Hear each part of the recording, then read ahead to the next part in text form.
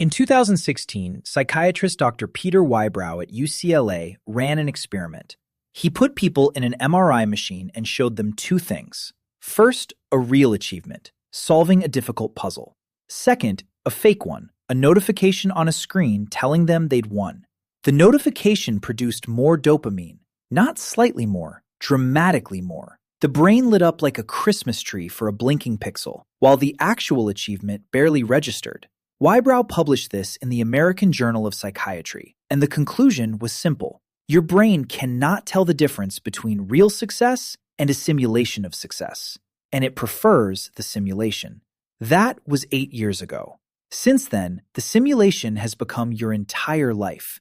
You got the promotion, you bought the apartment, you hit the goal, and you felt nothing. Not sadness, not disappointment, just absence. Like biting into food and tasting nothing. Like winning and forgetting why you were playing. This video is about why that happens. And the answer is not that you're ungrateful or depressed or broken. The answer is that your brain was built for a world that no longer exists. And the modern world has figured out how to exploit the mismatch. For 99% of human history, dopamine was rare. You spent 3 days tracking an animal. Your muscles burned. You were cold, hungry, and completely focused. And when you succeeded, your brain released dopamine.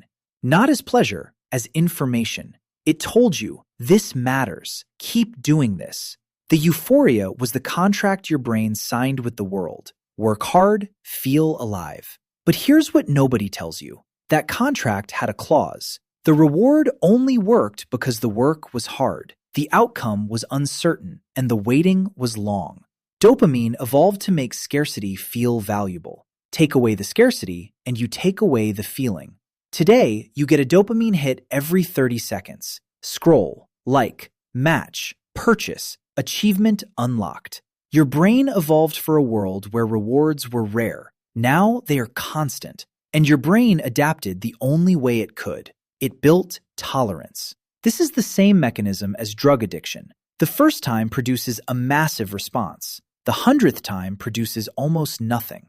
Your brain increases the baseline to compensate, which means you need a bigger stimulus just to feel normal. The promotion that would have thrilled your grandfather feels like Tuesday. The apartment that would have been a life achievement feels like a storage unit.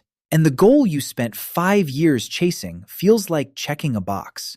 Psychiatrist Anna Lembke at Stanford wrote about this in her book, Dopamine Nation. She treated hundreds of high-functioning addicts, not to drugs, but to achievement. People who had everything and felt nothing. And she found the same pattern every time. The brain's reward pathway had been flooded so consistently that it stopped responding to real rewards entirely.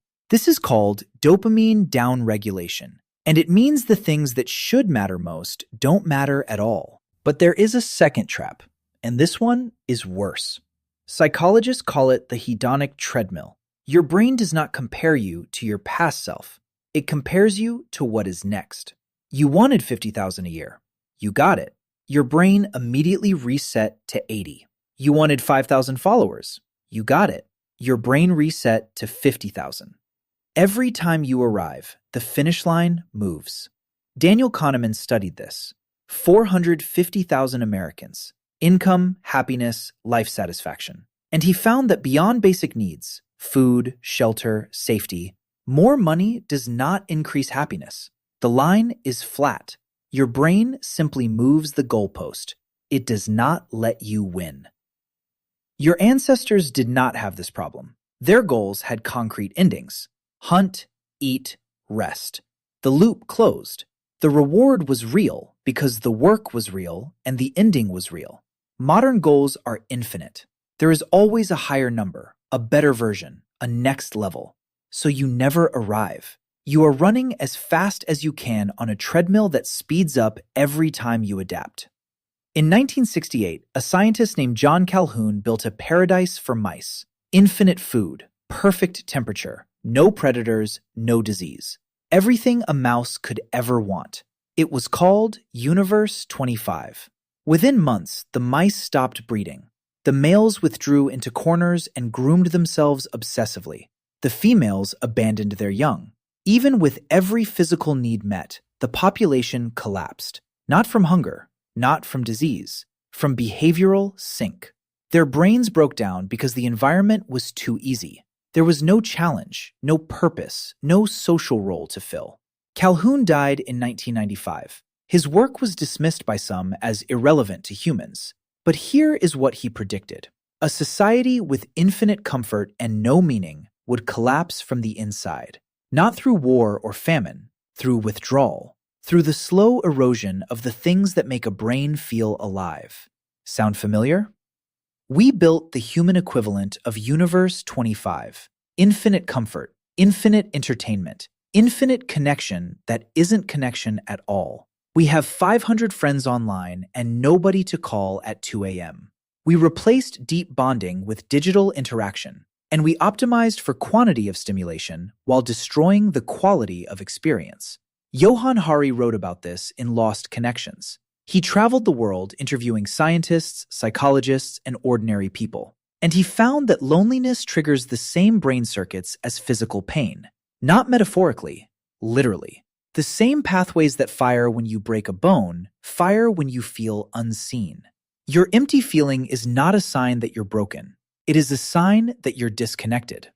Your brain has two reward systems. The dopamine system, achievement, goals, numbers, lasts minutes. The oxytocin system, real human bonding, eye contact, being truly seen, lasts hours, days. Evolution did not design you to feel fulfilled by promotions. It designed you to feel fulfilled by belonging. So what do you do about it? Not more goals, not harder work, not another achievement to chase. The solution is not to run faster on a broken treadmill. The solution is to break the treadmill. Dr. Lemke's patients, the high-functioning achievement addicts, recovered the same way. They created spaces where dopamine was scarce again, where their brains could reset the baseline, where they felt boredom, and then curiosity, and then the real thing. This is not about quitting your job or moving to a forest. It is about one simple shift. You stop measuring your life by what you achieve and start measuring it by what you experience. Not by numbers, by moments. The research is clear. A 2010 study by Daniel Gilbert at Harvard found that people consistently overestimate how much happiness achievements will bring and underestimate how much happiness ordinary moments provide. A conversation with a friend, a walk without a destination, cooking a meal slowly. These things feel small because they do not produce dopamine spikes, but they produce something better. They produce contentment. And contentment is what your brain was actually built for. Your nervous system is not broken. It is just exhausted from running a race with no finish line in a world that replaced meaning with metrics. The question is not why you feel empty despite success. The question is, what would make you feel full? And the answer has been inside you for 2 million years. You just forgot how to listen. What's one thing you could do less of this week? Comment below. And if this resonated, subscribe. We talk about the things your brain doesn't want you to know.